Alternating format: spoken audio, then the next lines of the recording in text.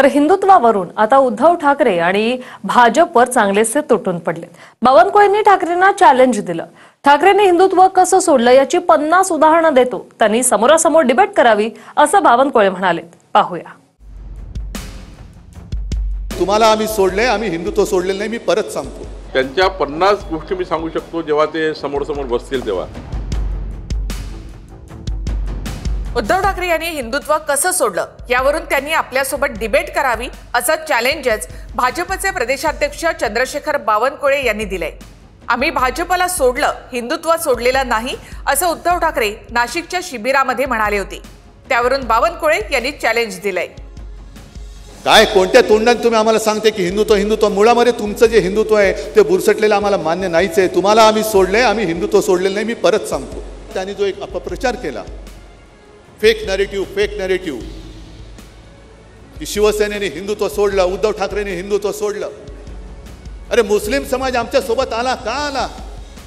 कारण कोरोनामध्ये मी कधी जातीय भेदभाव केला नाही आणि मुख्यमंत्री असताना सुद्धा मी मुख्यमंत्री पदाच्या त्या इब्रतीला किंवा शान जी होती तिला डाग लागू दिला नव्हता। सगळ्यांना समानतेने मी वागवलं होतं। आज जे काय भारतीय जनता पक्ष करतंय हे तुम्ही सांगा मला की कोणी हिंदुत्व सोडलं? मी सोडलं का भाजपने सोडलं?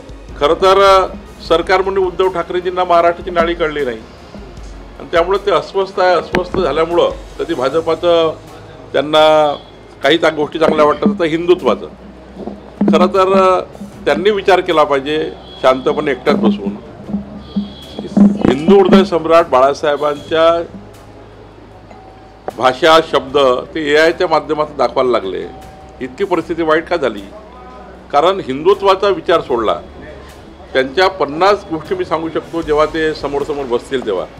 बावनकुळेंची 56 कुळं जरी आली तरी ते उद्धव साहेबांशी स्पर्धा करू शकणार नाहीत आणि शिवसेनेचं हिंदुत्व आणि भाजपचं वेगळे हिंदुत्व हे आता लोकांना कळून चुकलेलं आहे।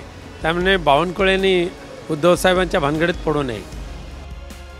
लोकसभा आणि त्यानंतर विधानसभा निवडणुकीत भाजप आणि शिंदेच्या शिवसेनेनं उद्धव ठाकरेंना हिंदुत्वावरून घेरलं होतं। लोकसभेत त्याचा परिणाम झाला नाही, पण विधानसभेत ठाकरेंना जबर फटका बसला। आता हिंदुत्वावरून बावनकुळेंनी उद्धव ठाकरेंना समोरासमोर बसण्याचं चॅलेंज दिलंय। विनायक डावरुंगसह bureau report, TV9 Marathi, Mumbai.